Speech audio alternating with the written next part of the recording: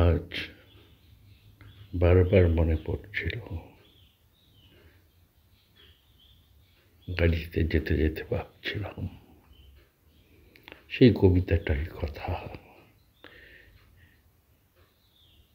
এই ভারতের মহামানবের সাগর তীরে কেহ নাই জানে কার আহ্বানে কত মানুষের ধারা দুর্বার স্রোতে এলো কোথা হতে, সমুদ্রে হলো হারা। হেতায় আর্য, হেতায় অনার্য, হেতায় দাবির চীন, সখন্দুল পাঠান মুঘল, এক দেহে হলো নীল। পশ্চিমে আজ কলিয়েছে দ্বার, সেটা হতেন সবানে উপহার। দিবে আর নেবে,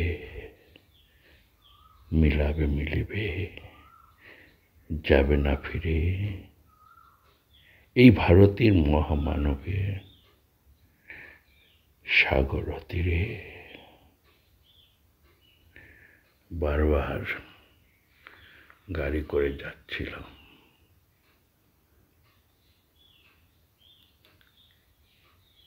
ভারতবর্ষের নানা প্রান্ত দেখেছি, নানা জায়গা দেখেছি। এই খারুপিটিয়া থেকে কিছু কিলোমিটার দূরেই ভারতীয় নৈসর্গ প্রকৃতির দৃশ্য দেখে মুগ্ধ হলাম। একদিকে ভুটান যাচ্ছে আর আরেকদিকে অরুণাচল যাচ্ছে।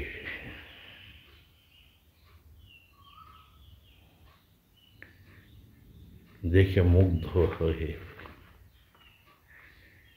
আপনাদের কাছে কিছু তুলে ধরলাম।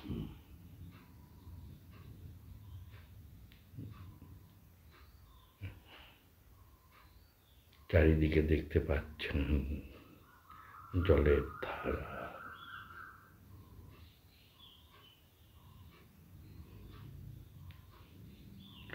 আজ মেঘাচ্ছন্ন দিন,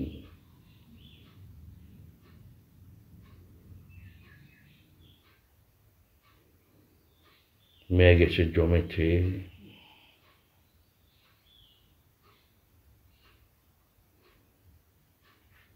জলের ধারা বয়ে যাচ্ছে।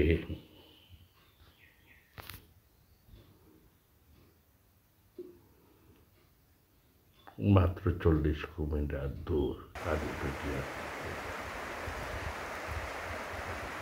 অত্যন্ত নির্মল গ্রাম। তাই কিছু আপনাদের কাছে তুলে ধরতে পেরে নিজেকে ধন্য মনে করছি। মনে পড়ছে গাড়িতে যেতে যেতে স্বামীজির সেই কথা, যদি এই পৃথিবীতে এমন কোনো দেশ থাকে যাকে পুণ্যভূমি নামে বিশেষিত করা যেতে পারে,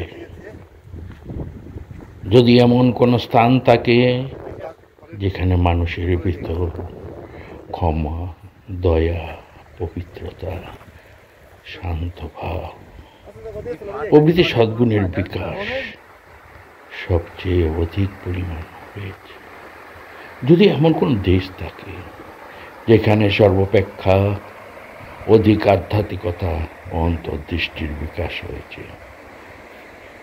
তবে নিশ্চিতভাবে বলতে পারি সে আমাদের মাতৃভূমি, সে ভারতবর্ষ। ভারতের ইতিহাসে কেউ এমন একটি যুগ দেখিয়ে দিন দেখি, যে যুগে এই সমগ্র জগৎকে আধ্যাত্মিকতার দ্বারা পরিচালিত করবার মতো মহাপুরুষের অভাব ছিল। কিন্তু ভারতের কার্যপ্রণালী আধ্যাত্মিক, সে কাজ রণবাদ্য বা সেনাবাহিনীর অভিযানের দ্বারা হতে পারে না। ভারতের প্রভাব চিরকাল পৃথিবীতে নিঃশব্দে শিশির পাতের মতো সকলের অলক্ষ্যে সঞ্চালিত হয়েছে, অথচ পৃথিবী সবচেয়ে সুন্দর ফুলগুলি ফুটিয়ে তুলেছে আমাদের মাধ্যমে। জগতের সিং, অপর সিং।